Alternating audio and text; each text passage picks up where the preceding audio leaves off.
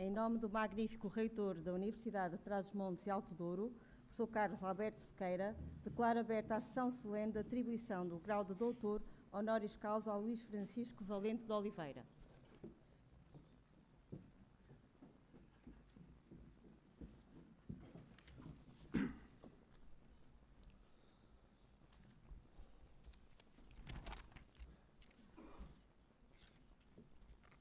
Senhor Presidente do Conselho Geral da UTAD, Senhores Membros do Conselho Geral, Senhor Reitor Honorário, Senhores Presidentes das Escolas da UTAD e Diretores dos Centros de Investigação, Senhor Presidente da Associação Académica da UTAD, Senhora Administradora do Serviço de Ação Social, Senhores Deputados da Assembleia da República, Senhora Doutora Teresa Sanches, representando-me a Casa Civil da Presidência da República, Senhores representantes das ordens de economistas, engenheiros e médicos veterinários, Senhores reitores, vice-reitores e pró-reitores das universidades portuguesas e estrangeiras, Senhores presidentes das câmaras municipais, Senhor Diretor-Geral da Agricultura e Pescas, digníssimas autoridades judiciais, civis, militares, autárquicas e académicas, Senhores membros do Conselho Académico, Senhores diretores de departamento, Senhores diretores de serviço da UTAD, prezados trabalhadores docentes e não docentes, estimados alunos, senhores representantes da comunicação social,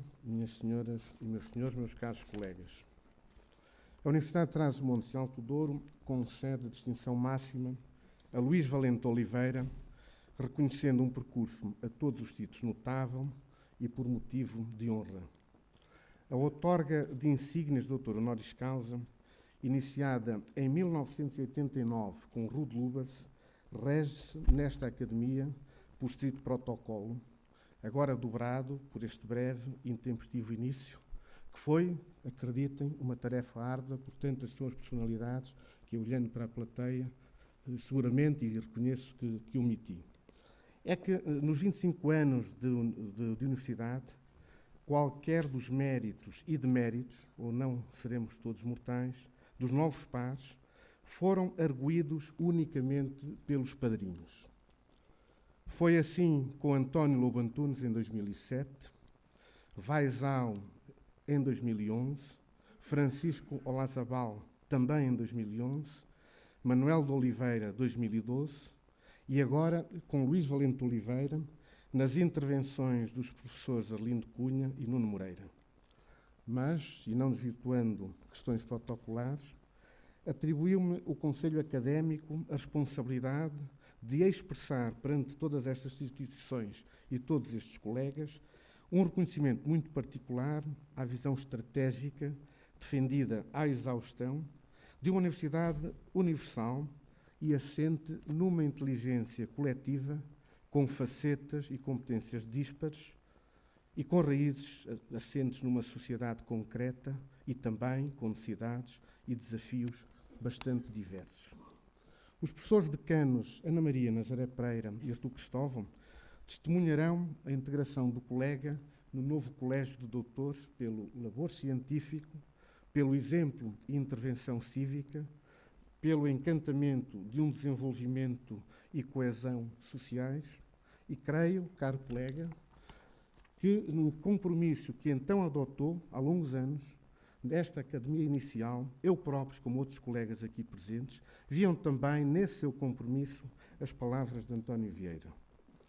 E ninguém se escuse, como escusam alguns, com a rudeza da gente e com dizer que são pedras, que são troncos, que são brutos animais, porque ainda que verdadeiramente alguns o sejam ou pareçam, a indústria, a graça tudo vence, e de brutos, e de troncos, e de pedras os fará homens.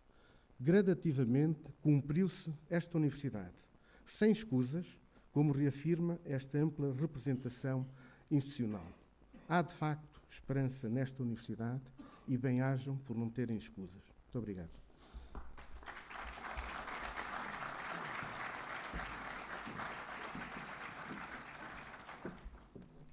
E irá usar a palavra o professor Nuno Moreira, que fará o elogio ao padrinho, o professor Arlindo Marques da Cunha.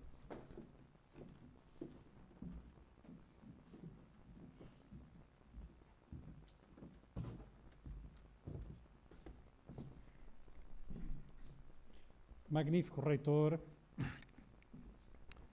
Excelentíssimo Sr. Presidente do Conselho Geral da Universidade, Dr. José Silva Peneda, ilustre homenageado, Professor Dr. Luís Valente Oliveira, ilustre padrinho da cerimónia, Professor Dr. Arlindo Cunha, ilustres individualidades aqui presentes, que me dispenso de repetir, o Sr. Reitor acabou de enumerar as diversas individualidades aqui presentes, que saúdo, caros colegas, caros alunos, caros funcionários, minhas senhoras e meus senhores. É uma honra para esta Academia a outorga do doutoramento honoris causa ao professor Dr. Luís Valente Oliveira, pessoa por quem eu, assim como muitos colegas da fase de construção desta casa, nutrimos elevada estima e consideração. Muito em particular, pelo relevante papel que assumiu na década de 80 do século findo, no projeto de desenvolvimento rural integrado de Trás-os-Montes, em que esta universidade esteve profundamente envolvida. É também uma honra para nós poder contar hoje com a presença do padrinho do doutorando nesta cerimónia, o professor Dr. Arlindo Marques Cunha, pessoa com grandes ligações e papel destacado na agricultura e na política agrária, que, entre muitas outras realizações que adiante referirei, presidiu o Conselho de Ministros da Agricultura da União Europeia, que aprovou a reforma da Política Agrícola Comum de 1992 e que, por outro lado, é um vitivinicultor, não do nosso Douro, mas da vizinha região do Dão. Arlindo Cunha, permita-me que o trate assim, nasceu em Tábua em 1950. Licenciou-se em Economia pela Faculdade de Economia da Universidade do Porto. Desenvolveu a sua atividade profissional na Comissão de Coordenação da Região Norte até 1986. Iniciou então um período de quase 2 décadas de intensa e muito destacada atividade política, em boa parte ligada ao setor agroalimentar que esta casa muito preza. De 1986 a 90, como secretário de Estado da Agricultura. De 90 a 94, como Ministro da Agricultura, Pescas e Alimentação, ocasião em que, como referi, presidiu ao Conselho de Ministros da Agricultura da União Europeia. De 94 a 2003, foi deputado ao Parlamento Europeu em 2 mandatos, nos quais assumiu diversas funções, de que refiro nomeadamente a primeira vice-presidência da Comissão Parlamentar de Agricultura e Pescas do Parlamento Europeu. Foi membro da Assembleia Paritária da União Europeia com os países ACP. Foi relator do Parlamento Europeu para reformas da Política Agrícola Comum da Agenda 2000 e a reforma de 2003. Foi relator permanente do dossiê agrícola da Organização Mundial do Comércio, tendo participado em diversas conferências ministeriais da Organização Mundial do Comércio como membro da delegação da União Europeia e tendo ainda sido fundador de um intergrupo, fundador e vice-presidente do intergrupo do Parlamento, o Vinho, Tradições e Qualidade, já com ligação às suas atividades atuais. Em 2003 e 2004, assumiu a presidência da Comissão de Coordenação e Desenvolvimento Regional do Norte, tendo para o efeito renunciado ao mandato do Parlamento Europeu. Nesta função, entre muitas outras ações, coordenou a elaboração do Plano de Desenvolvimento Turístico do Val do Douro, que muito interessa a esta região e que a Universidade se encontra. Em 2004, ainda por um curto período, voltou a exercer funções no Governo como Ministro das Cidades, Ordenamento do Território e Desenvolvimento Regional e Ambiente. Após esta fase intensa de quase 2 décadas de destacadas funções nacionais e europeias,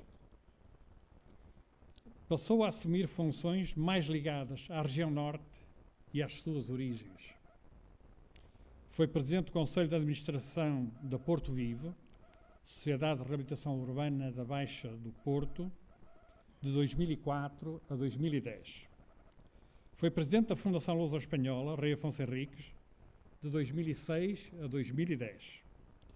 É desde finais de 2010 presidente da Comissão Vitivinícola Regional do DAM e ainda tem responsabilidades, atualmente, nos corpos sociais dos bombeiros voluntários da Santa Casa da Misericórdia de Tábua, a sua terra natal, o seu regresso às origens. Como universitário, queria destacá-lo, peço desculpa,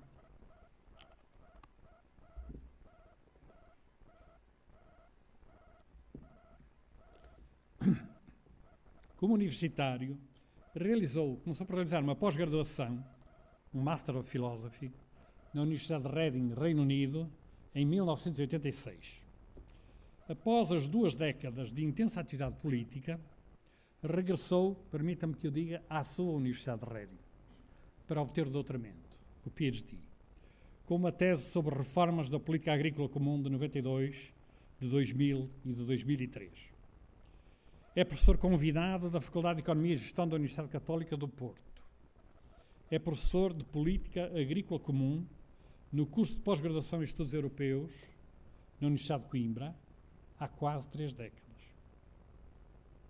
É ainda autor de diversas publicações técnicas e científicas, de que me permito destacar, não enumerar exaustivamente, mas destacar 4 livros editados sobre a política agrícola comum e publicados desde 96 a 2004. As suas 2 dissertações de pós-graduação na Universidade de Reading, a de 86 e a do doutoramento em 2007, versando também o seu grande tema, a política agrícola comum, embora em diferentes aspectos e sobre diferentes fases e com diferentes propostas. 7 artigos publicados na revista Temas de Integração, que é a revista da Associação de Estudos Europeus da Universidade de Coimbra, editada pela Almedina, e publicados de 99 a 2010, portanto uma grande regularidade de publicação. E ainda destaco um artigo em revista científica internacional de grande prestígio e um livro sobre os principais processos de reforma da PAC, de que é primeiro autor e que foi recentemente editado pela Oxford University Press. Como reconhecimento pela sua ação, foi agraciado com o grau de Grande Oficial da Ordem do Infante Dom Henrique, por Sua Excelência o Sr. Presidente da República, em 2009. Com o grau de Grande Oficial de Mérito Agrícola, pelo Governo da República Francesa, em 2003. Com medalhas de ouro pelos municípios de Tábua, Penafiel e Porto. Para concluir, minhas senhoras e meus senhores, esta breve apresentação do padrinho da cerimónia, desejo reafirmar que me sinto honrado por partilhar convosco esta cerimónia e, muito em particular, por ter sido incumbido de apresentar e destacar as qualidades, o trabalho e a carreira do padrinho desta cerimónia, pessoa por quem tenho muito apreço e amizade, o professor Dr. Arlindo Marques Cunha. Muito obrigado pela vossa atenção.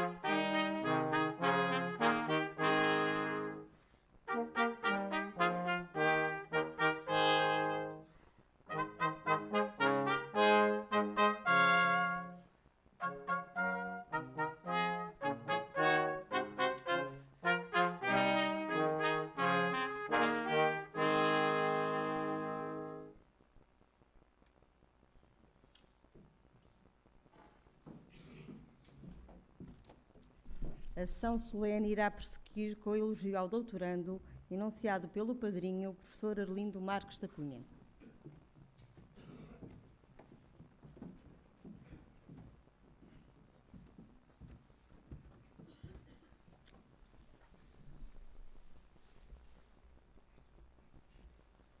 Senhor reitor, magnífico reitor da Universidade de Trás-os-Montes e Alto Douro, Sr. professor Carlos Sequeira, Sr. presidente do Conselho Geral desta Universidade, Sr. Dr. José Albino da Silva Peneda, Sr. professor Valente Oliveira, ilustríssimo doutorando honoris causa desta Universidade, nesta cerimónia, Sr. professor Dr. Moreira, orador alusivo ao padrinho doutorando, senhoras testemunhas, professoras, doutoras Ana Maria Nazaré Pereira e Artur Cristóvão, senhora mestre de cerimónias, doutora Cristina Lacerda, senhora portadora insígnias, aluna Ana João Mendes, excelentíssimas autoridades aqui presentes, senhores professores, assistentes e alunos, senhores convidados. Começo por agradecer ao professor Nuno Moreira, solidário companheiro na luta por causas da agricultura e do mundo rural, as palavras que proferiu a meu respeito, apenas explicáveis por uma amizade de longa data. Quem conhecer, por minimamente que seja, a vida e obra do professor Luís Valente Oliveira, ficará certamente surpreendido por o seu currículo vitae que nos foi distribuído não ocupar mais de uma página e meia. E começo precisamente a minha intervenção com esta observação que, sem o parecer, é uma observação de substância. Na verdade, a organização do seu currículo vitae é um reflexo fiel da sua forma de estar, de ser e de estar na vida. Conciso e preciso, sem perder a profundidade da mensagem. Não se trata de modéstia ou de falta dela, mas tão só disso mesmo. Capacidade de síntese no bom espírito da cultura anglo-saxónica que percorre profundamente a sua vida. Luís Valente Oliveira é licenciado e doutor em Engenharia Civil pela Universidade do Porto. Pós-graduado em Planeamento e Desenvolvimento Regional pela Universidade de Haia, mestre em Planeamento dos Transportes pela Universidade de Londres e professor catedrático da Faculdade de Engenharia da Universidade do Porto durante a sua longa carreira académica. Foi presidente da Comissão de Planeamento da Região Norte. Em paralelo com esta sua carreira académica, foi fundador e primeiro presidente da Comissão de Regiões Periféricas Marítimas, presidente do Conselho de Fundadores da Casa da Música, membro do Conselho de Administração da Fundação Ressalves, vice-presidente e administrador da Associação Empresarial de Portugal, administrador da Fundação Luso-Americana para o Desenvolvimento, FLADA, entre muitos outros cargos que exerceu. No plano político, é a personalidade que em Portugal acumula mais anos de funções ministeriais como Ministro da Educação e Investigação Científica de 78 a 79, do Planeamento e Administração do Território de 85 a 95 e das Obras Públicas, Transportes e Habitação de 2002 a 2003. Publicou mais de 2 dezenas de livros e mais de 2 centenas de artigos de matérias da sua especialidade, de que importa salientar apenas, a título de exemplo, os seguintes títulos: Esquemas teóricos e modelos de estrutura espaciais urbanos, blocos de notas sobre o muito que devemos fazer para preparar o futuro, regionalização, novas considerações sobre a regionalização e vários volumes sobre um título que é Desenvolvimento e Administração do Território. Em reconhecimento dos serviços prestados à sociedade e do seu singular mérito, foi condecorado com a Grande Cruz da Ordem Militar de Cristo, em 2004, com a Grande Cruz da Ordem do Infante Dom Henrique, em 1980, com a Grande Cruz da Ordem do Cruzeiro do Sul, do Brasil, em 87, com a Grande Cruz da Ordem de Honra da Grécia, em 2002, com o grau de Comendador da Ordem de Nossa Senhora da Conceição de Vila Viçosa, em 2002, e com a distinção de Cavaleiro da Legião de Honra da França, em 2008. Este breve sobrevoo que acabo de fazer sobre o currículo vitae do professor Valente Oliveira é bem expressivo da personalidade multifacetada do cidadão a quem, em boa hora e com grande sentido de justiça, esta Universidade presta hoje a sua maior homenagem académica. Referir-me-ei de seguida a alguns dos principais traços da sua personalidade e da sua obra. No plano pessoal, o nosso homenageado alia ao espírito de concisão e síntese, a que já fiz referência, um notável critério de rigor em tudo o que faz na sua vida. Um bom exemplo deste rigor, para além do modo de vida modesto e frugal que lhe conhecem os seus amigos, entre os quais tenho a honra de me incluir, é a prestação de contas que sempre fez questão em fazer pelas funções governativas desempenhadas em vários governos, como comprova a publicação anual das suas posições e decisões políticas. Guardo para mim, com zelo e carinho, com as respectivas dedicatórias, os 10 volumes dos seus discursos sobre o desenvolvimento e administração do território, publicados ao longo da década em que exerceu funções governativas nesta mesma área, entre 1985 e 1995, assim como o volume Obras Públicas, Transportes e Habitação, publicado em 2002, prestando contas do exercício da função de Ministro desta pasta. No preâmbulo do primeiro volume dos discursos, justifica de forma tão simples como esclarecedora esta sua decisão de publicar a sua atividade, dizendo: considerei que a prestação de contas que qualquer governante deve ao país se via desse modo, isto é, publicando as suas posições e discursos, facilitada, porque a ação se tornava mais fácil de integrar nas suas diversas componentes e porque se passava a dispor de um instrumento de consulta acessível. Fala-se muito de transparência, está aqui um exemplo claro de transparência e de humildade perante os cidadãos de prestar contas do que se faz. Outra característica do seu caráter é uma invulgar capacidade de trabalho alicerçada numa mítica capacidade de método e de organização do tempo, em que se destaca o facto de ser um tomador compulsivo de notas. E bem expressivo desta dimensão do seu caráter é o acima referido livro, publicado em 95, intitulado Bloco de Notas sobre o muito que devemos fazer para preparar o futuro, em que desenvolve um notável conjunto de reflexões sobre a realidade portuguesa e o futuro do nosso país, integrando o seu próprio pensamento nos depoimentos de um vasto conjunto de cidadãos com quem debateu profundamente o futuro do país. Mas este livro expressa também uma outra faceta do professor Valente Oliveira, que é a sua enorme erudição, no sentido clássico do termo. Fruto da sua inteligência, meticulosidade, capacidade de leitura e de aproveitamento do tempo, foi aprofundando ao longo da vida vários domínios do saber, sendo quase tão normal lê-lo ou ouvi-lo falar sobre as tecnicidades do planeamento do desenvolvimento regional ou do ordenamento do território, como dos problemas da educação e da investigação científica, da reforma da administração pública e da reorganização do Estado, da economia ou da diáspora portuguesa.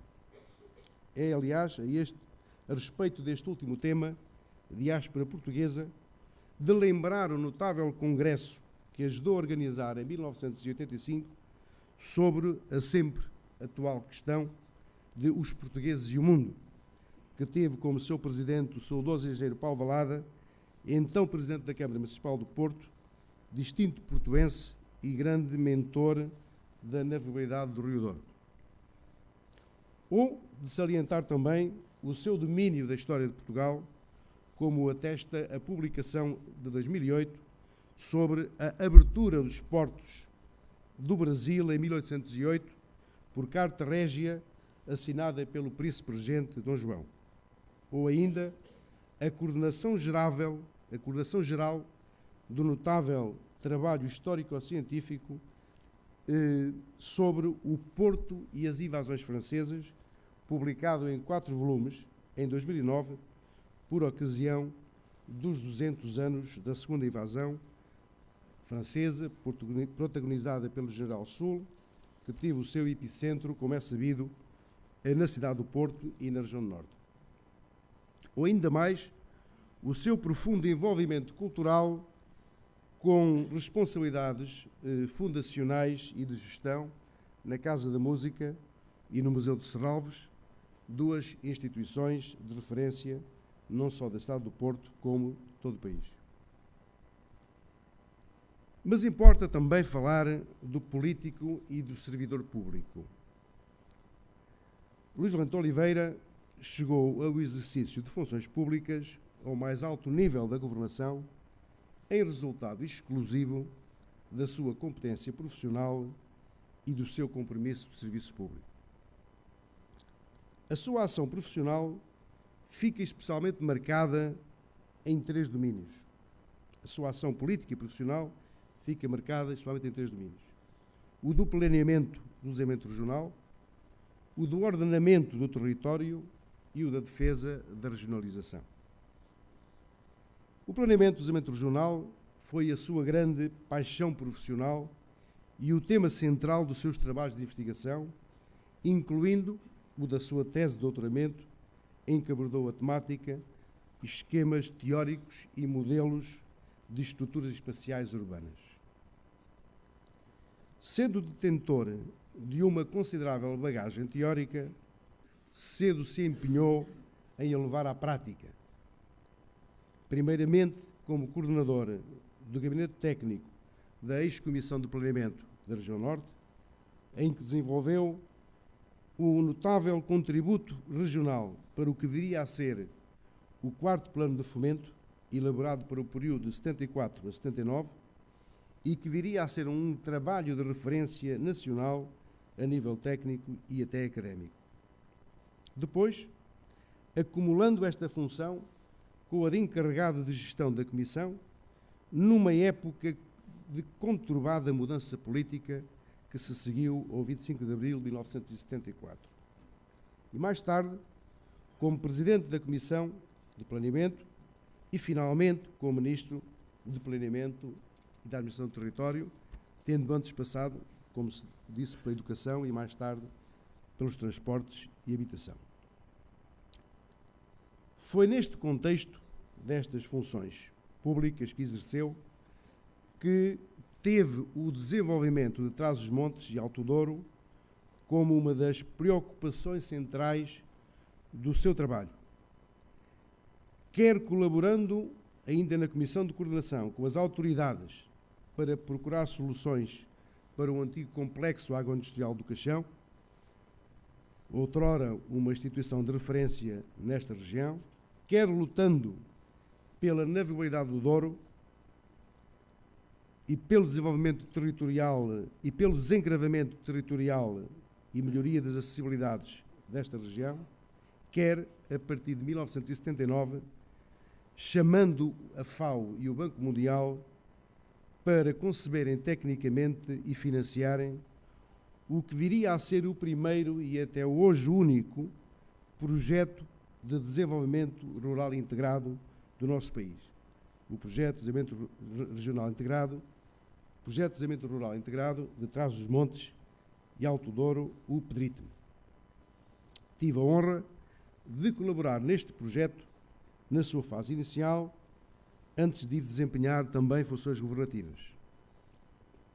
Para além do conceito de desenvolvimento integrado, concretizado na aplicação das suas componentes agrícola e não agrícola, impõe-se sublinhar que integrava também a plantação de 5.000 novos hectares de vinhas nos antigos moratórios do Douro, os quais constituíram à época um elemento vital de renovação, dinamização e melhoria de qualidade dos vinhos do Porto.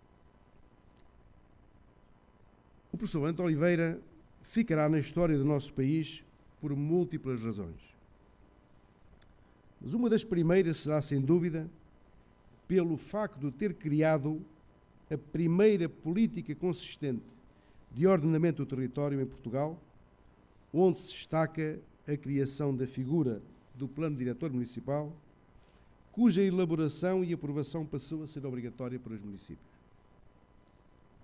Sendo hoje evidente tratar-se de um instrumento para o desenvolvimento crucial e incontornável para o desenvolvimento harmonioso do país, importa lembrar, porque a memória dos homens é infelizmente bem curta, de que só com muito sacrifício e obstinação conseguiu levar por diante esta política, vencendo os lobbies e interesses estabelecidos, para quem a existência de um plano ordenador constituía uma séria ameaça ao exercício discricionário do poder.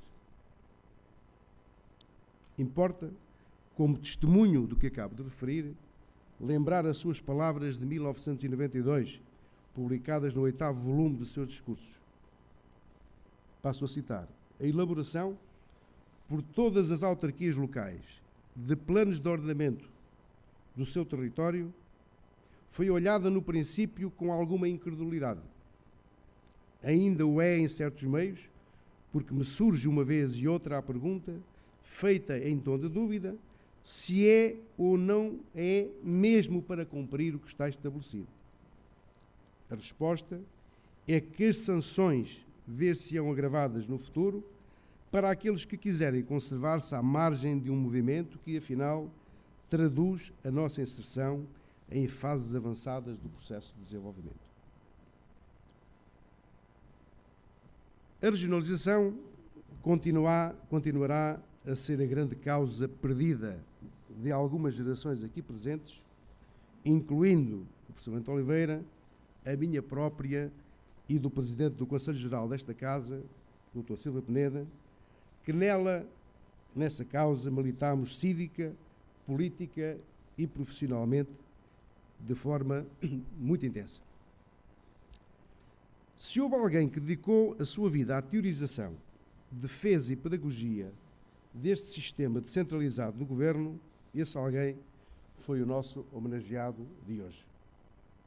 Não apenas pela sua prática profissional de quase 15 anos na Comissão de Planeamento da Região Norte, nem pelas obras ímpares de referência que publicou em 96 e 97, com os títulos, respectivamente, de regionalização e de novas considerações sobre a regionalização, mas por ser um dos raros casos de um político que é regionalista antes, durante e depois de sair do exercício de funções no Governo Central. É a ele que se deve a Lei Quadro da Regionalização, aprovada pela Assembleia da República em 1991, Lei 56/91, 13 de agosto, e que deveria constituir o início da etapa final de aplicação da Constituição da República Portuguesa, que no artigo 236 estabelece as regiões administrativas no continente como autarquias locais. Refere a esse respeito, no discurso de apresentação desta proposta de lei no Parlamento, que, passo a citar, o desenvolvimento gradual do processo de regionalização deverá constituir uma tarefa nacional. E é, de facto, numa perspectiva de Estado, que avançamos para um passo com maior importância histórica, nunca antes ensaiado na prática. Trata-se de dizer a uma parcela da nação que tem uma unidade secular que exibe as mais antigas e estáveis fronteiras do mundo e que não padece de nenhuma crise de identidade, que, em nome da eficácia das funções que ao Estado incumbem, instituir-se-ão órgãos do Governo que serão responsáveis pelas soluções que eles julgarem mais adequados e que, dentro da unidade nacional, podem matizar diferenças quanto às prioridades definidas e quanto às formas de desempenhar essas funções e de afetar os dinheiros públicos que vierem a administrar. Fim de citação. Mas, quando preparou meticulosamente a fase final desta etapa, com a posterior proposta de regulamentação da referida lei, quadro, quis a ironia do destino, ou de qualquer outra força que não consigo decifrar, que fosse o seu próprio partido a chumbar o avanço final para a concretização desta estruturante promessa da Constituição. Finalmente, uma nota pessoal. Conheci o professor Valente Oliveira através do nosso comum amigo José da Silva Peneda, meu monitor no 5º ano da Faculdade de Economia da Universidade do Porto e, à época, calculador da Comissão de Planeamento enquanto estudante trabalhador. De esclarecer para as gerações mais novas que um calculador era alguém que fazia cálculos e quadros estatísticos, ou seja, o que hoje fazem o programa Excel e os computadores. Portanto, temos ali um computador. Fui assim trabalhar para a Comissão de Planeamento no que viria a ser a grande universidade da minha vida. Tendo sido aqui colegas durante 10 anos, magníficos, continuámos a sê-lo por quase outros tantos no exercício de funções de governo em Lisboa.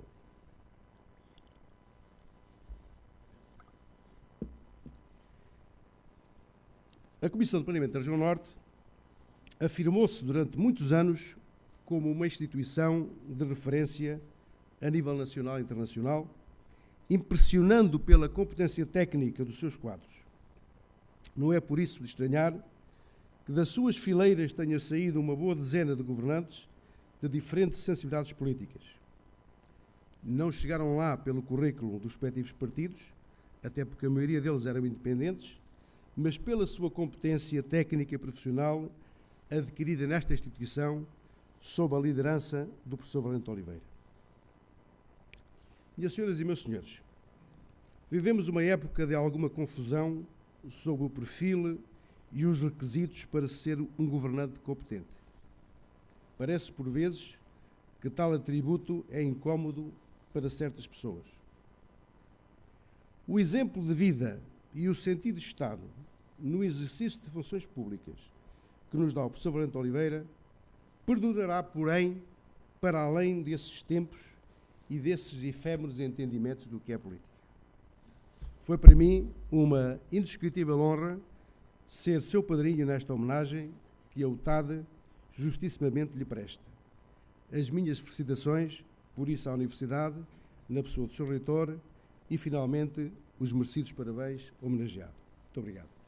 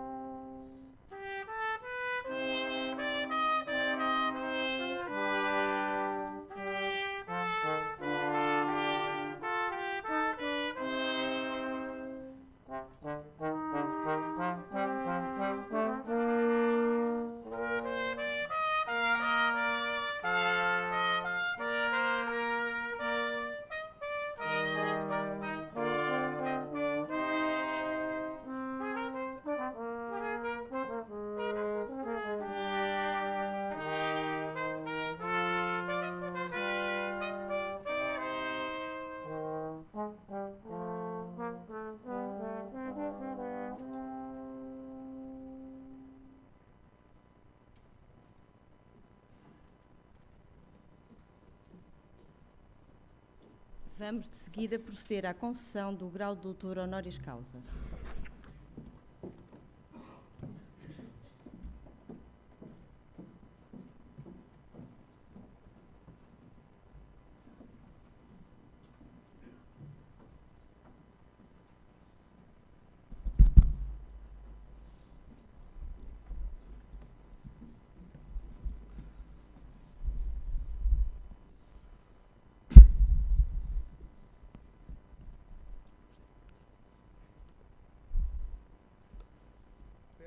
O grau de doutor honoris causa pela Universidade de Trás-os-Montes e Alto Douro para Luís Francisco Valente de Oliveira.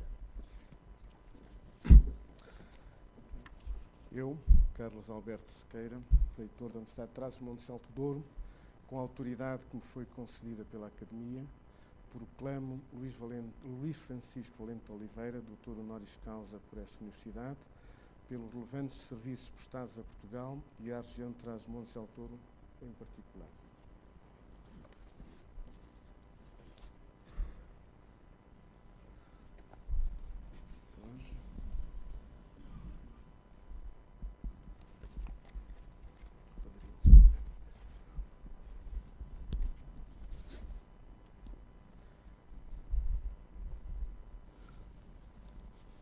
Medalha com simbolismo muito próprio.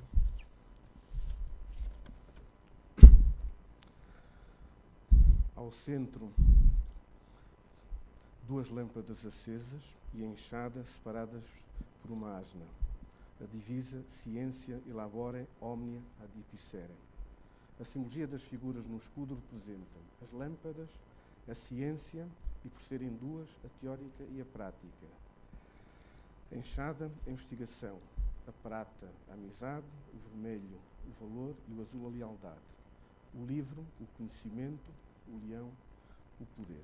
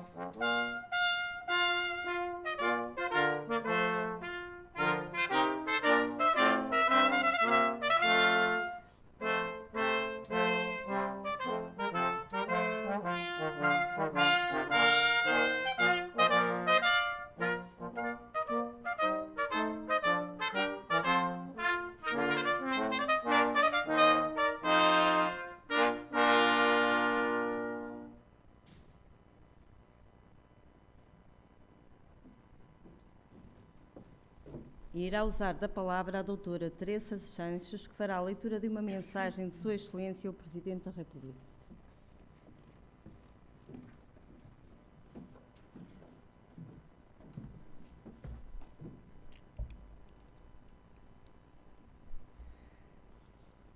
Mensagem de Sua Excelência ao Presidente da República por ocasião do doutoramento honoris causa do professor engenheiro Luís Valente de Oliveira. É com maior gosto que me associo à cerimónia de atribuição ao professor Luís Valente de Oliveira do grau de doutor honoris causa pela Universidade de Trás-os-Montes e Alto Douro, instituição universitária que saúdo muito calorosamente na pessoa do seu magnífico reitor. O professor Luís Valente de Oliveira é uma personalidade ímpar da vida pública portuguesa. Académico de altíssimo mérito, desempenhou em diversas ocasiões as mais relevantes funções do Estado. No exercício dessas funções, sempre se distinguiu pela sua excepcional competência e por um extraordinário sentido de serviço à causa pública. Homem do Norte, fiel às suas raízes, alcançou pela inteireza do seu caráter a admiração de todo o país. Soube, como poucos, pensar Portugal. Fê-lo com sabedoria ponderada e serena, com espírito patriótico, observando e meditando sobre o país na integridade do seu território, mas também na diversidade das suas parcelas. Ao homenagear o professor Luís Valente de Oliveira, a Universidade de Trás-os-Montes e Alto Douro pratica um ato de justiça. Um ato de justiça prestado a um académico, a um homem público. Mas, acima de tudo, um ato de justiça prestado a um português que sempre amou Portugal e a Portugal deu o melhor do seu invulgar talento. Aníbal Cavaco Silva.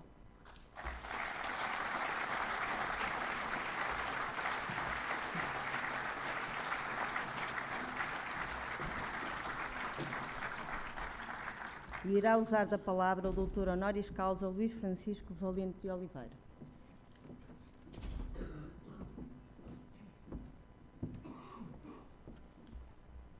Magnífico Reitor, Sr. Presidente do Conselho Geral, meu caro padrinho, Dr. Arlindo Cunha, senhores professores, senhores deputados, minha cara Teresa Sanches,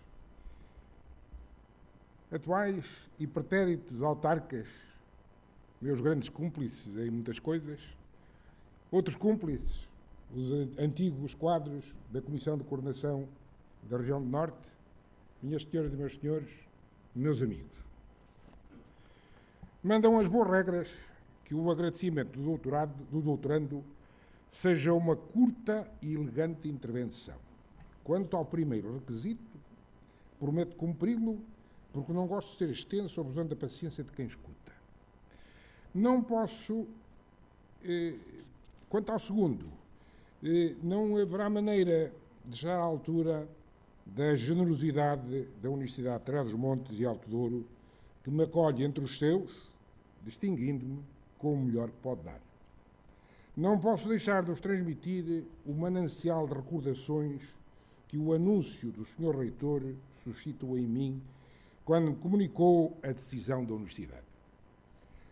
Voltei a 1972, quando vim em trabalho para a primeira vez a Trás-os-Montes.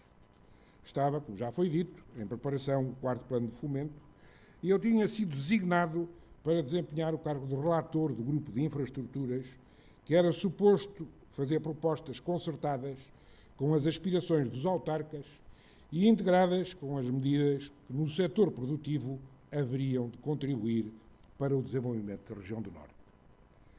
No governo de então, antes de 25 de Abril, degladiavam-se duas correntes. Uma que queria o desenvolvimento e, para isso, apoiava o levantamento dos problemas e dos recursos e acreditava nas virtualidades da elaboração de planos de desenvolvimento regional. Outra, que era nostálgica do ambiente rural da sua infância e que queria, a todo o custo, preservá-lo, porque era nele que se sentia bem. Chegava-se ao ponto de haver um ministro que patrocinava as reuniões com as instâncias locais e outro que proibia que elas se realizassem nas salas do governo. Estava-se a viver um tempo de fim de regime, em que as contradições eram patentes e alguns atores vacilavam. Mas foi então que se começou a proceder ao inventário do que era preciso fazer para impulsionar o progresso de Trás-os-Montes. Eu estava em vésperas de prestação de provas de doutoramento na minha escola, a Universidade de Porto.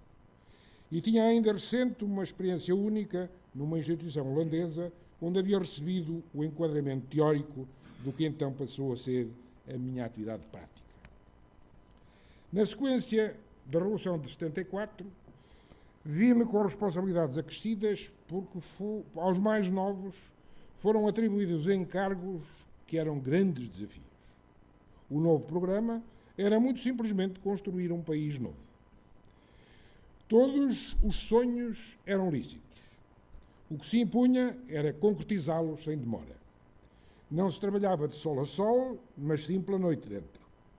Não se pode imaginar como tudo era estimulante, mesmo contando com o fanatismo de certas forças que insistiam em importar modelos que não colavam com a nossa maneira de ser. Era preciso contar com a sua determinação e mesmo com a sua inteligência, porque sabiam muito bem o que queriam.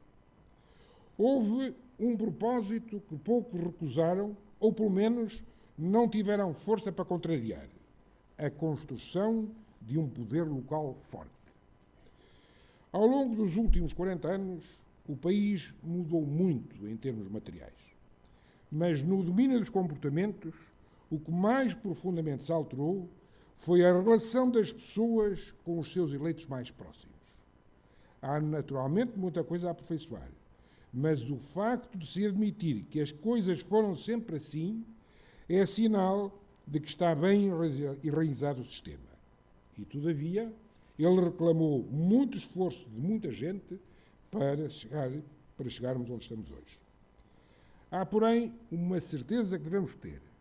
Só a adaptação permanente pode assegurar uma evolução sem rupturas. Ora, isso só se consegue com cidadãos preparados e seguros de si, e inseridos numa sociedade de confiança, mas também de exigência e de transparência. Quem me ensinou a ver Trás-os-Montes foi um transmontano.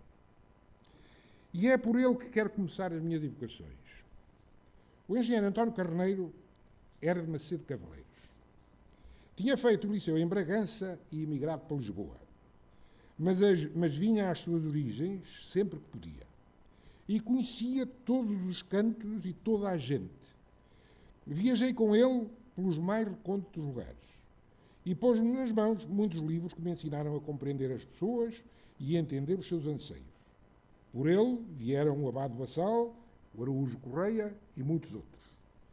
Era um conversador admirável. Quando acabava o trabalho, começava um longo desfiar de recordações e de impressões. Fazia-se a avaliação do dia e a preparação do seguinte. Era uma lição interminável, dada sob a forma como só os amigos conseguem fazer. Nesse tempo, tardava-se a ir de um lugar a outro. Viajava-se de noite para poupar tempo. Algumas vezes eu dormitava, mas acordava com o cheiro da esteva quando chegava ao Douro ou à terra quente, porque aqui tudo é sutil, apesar da dureza das pedras. O revestimento do papel das autarquias locais reclamava tempo. Tempo para conhecer os intérpretes, tempo para saber para onde queriam ir, tempo para os persuadir a adquirirem escala, associando-se e aprendendo a agir de forma concertada. Mas ao fazer tudo isso ganhava-se muito tempo, porque se estabeleciam relações de confiança. Foi isso que me permitiu fazer quase tudo o que veio a seguir, a confiança. Quero deixar aqui registada uma palavra de muito apreço por todos os autarcas com quem trabalhei, desde os que integraram as comissões administrativas até aos eleitos que não recusaram esforços para melhorar a vida dos seus conterrâneos. Um dia, fui chamado ao Primeiro-Ministro, Francisco Balsemão, que tinha um desafio a fazer. Havia a possibilidade de contrair um empréstimo junto do Banco Mundial para ajudar a desenvolver a parcela mais remota do território nacional. Queria saber se eu me dispunha a coordenar um projeto que estimulasse a produção agrícola nesta área, o que eu disse logo que sim, mas também logo lhe disse que aceitava, mas fui adiantando que não me parecia suficiente só tratar dessa parte. O objetivo deveria ser o desenvolvimento e este teria de ser apercebido pelas pessoas através da melhoria das suas condições de vida, que obviamente não eram famosas nessa altura. Tinha de se integrar uma componente agrícola com uma outra não agrícola, ficando a segunda muito a cargo dos autarcas que eu bem conhecia e com quem sabia poder contar. Logo ficou ali batizado o Projeto de Desenvolvimento Rural Integrado de Trás-os-Montes.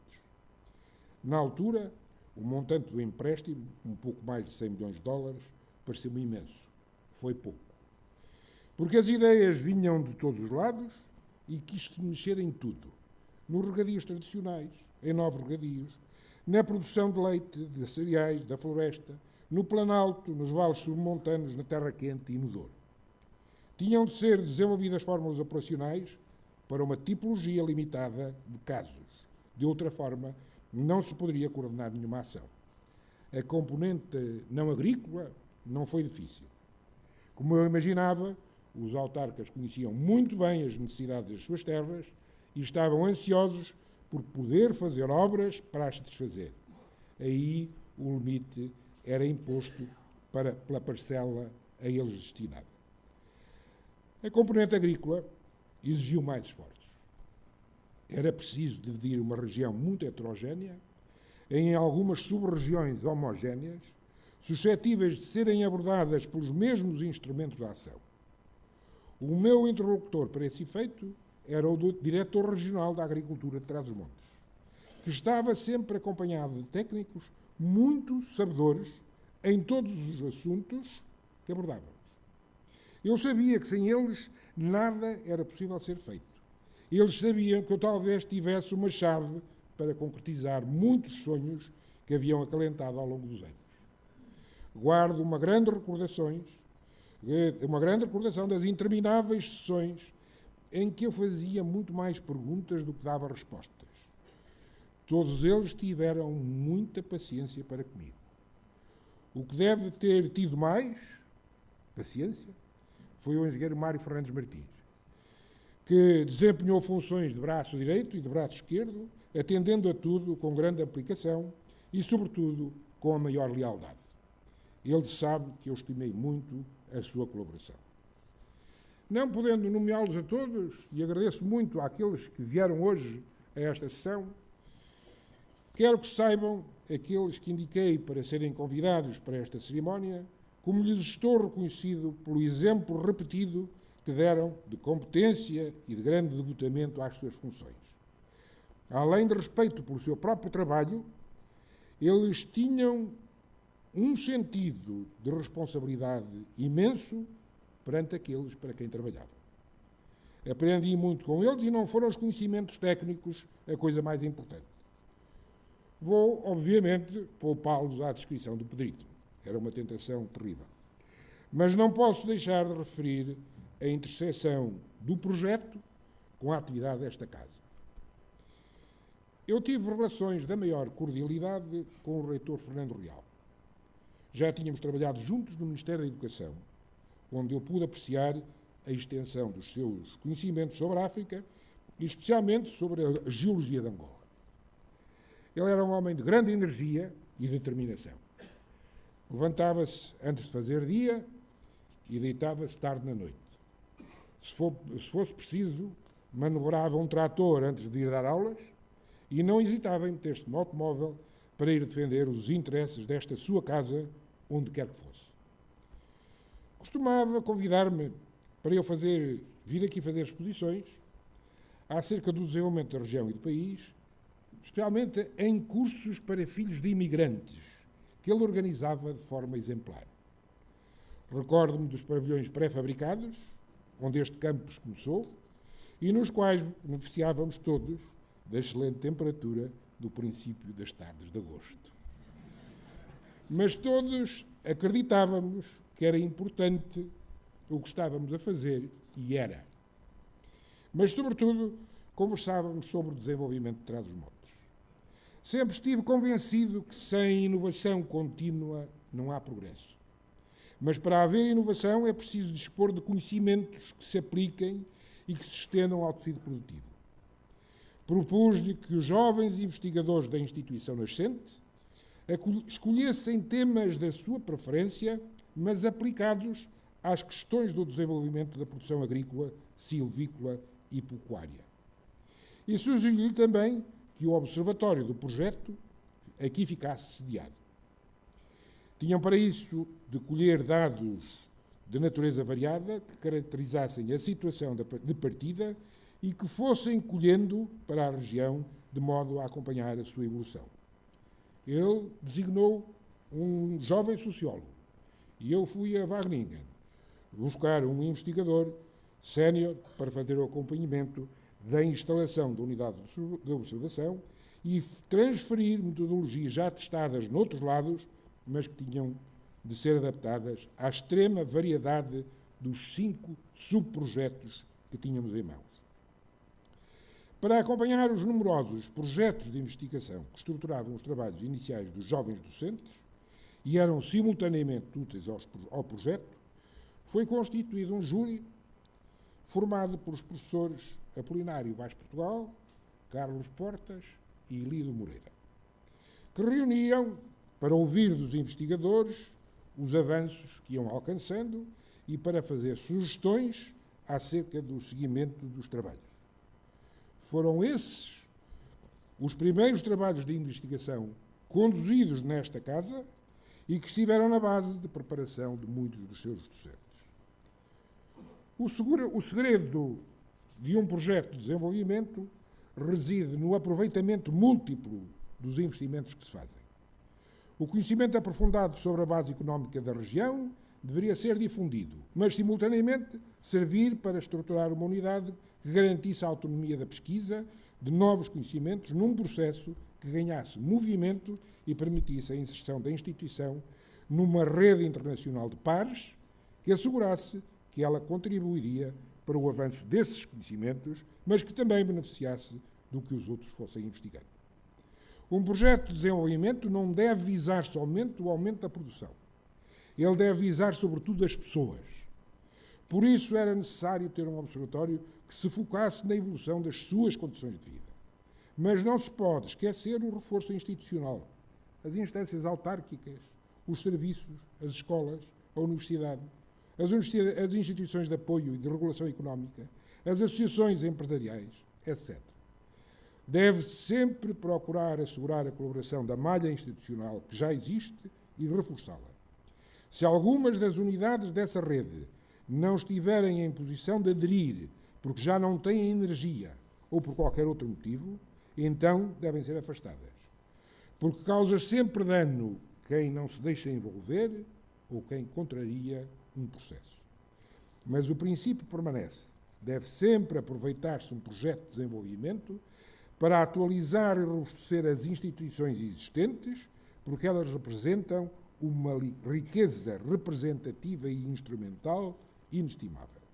O segredo consiste em transformá-las em cúmplices.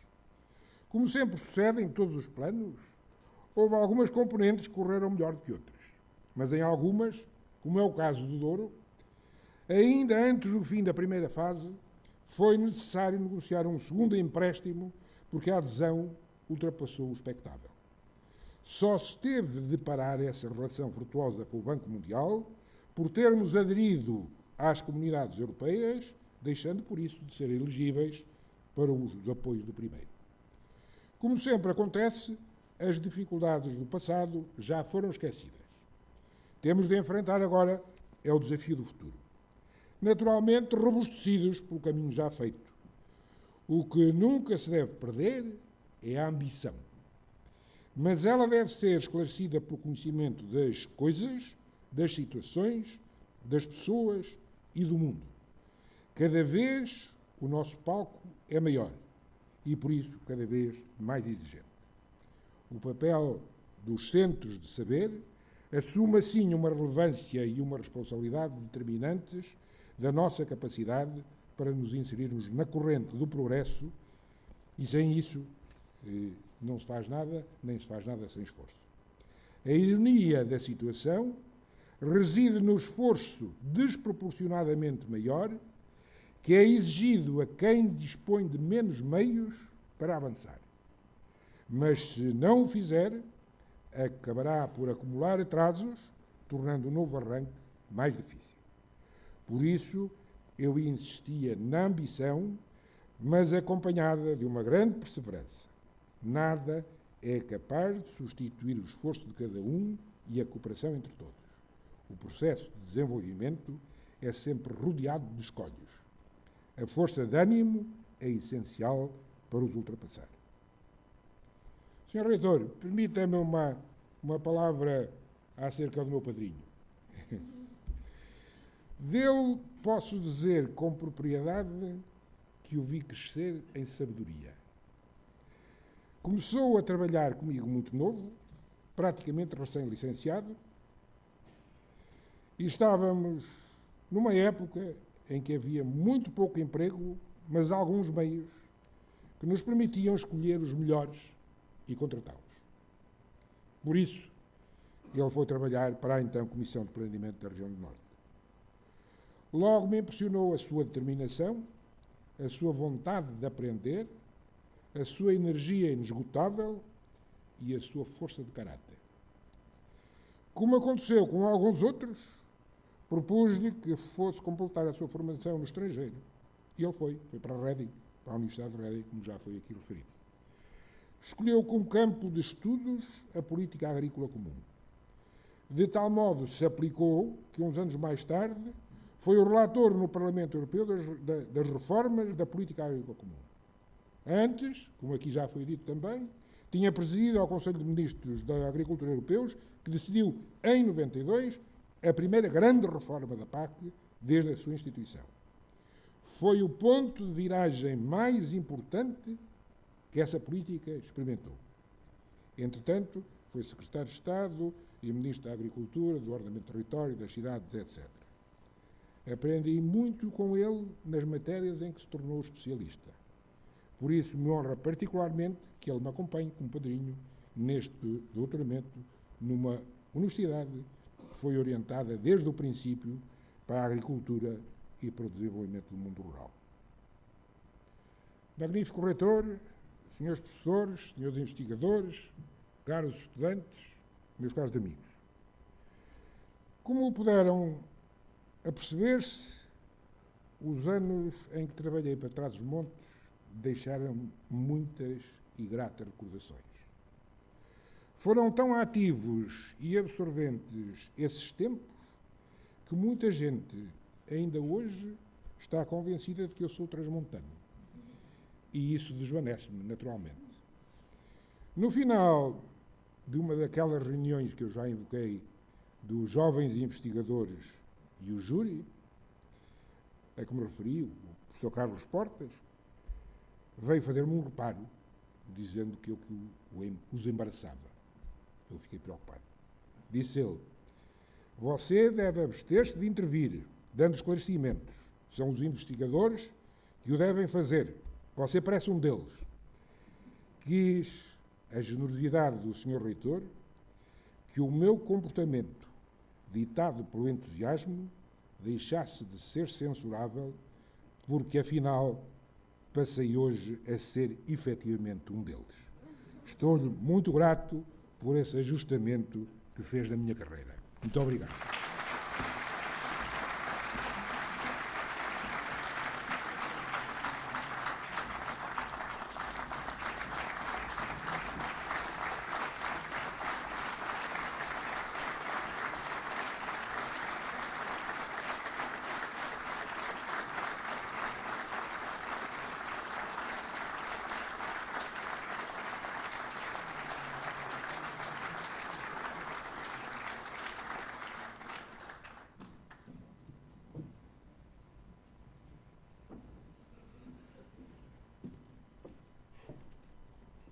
Iremos agora proceder à assinatura da ata de concessão do grau de doutor honoris causa, que será assinada pelo magnífico reitor, por mim, Cristina Maria Lacerda Batista, que fez haver-se cancelário, e pelas testemunhas, professores decanos da Universidade, Ana Maria de Beja Neves Nazaré Pereira e Artur Fernando Aredo Correia Cristóvão.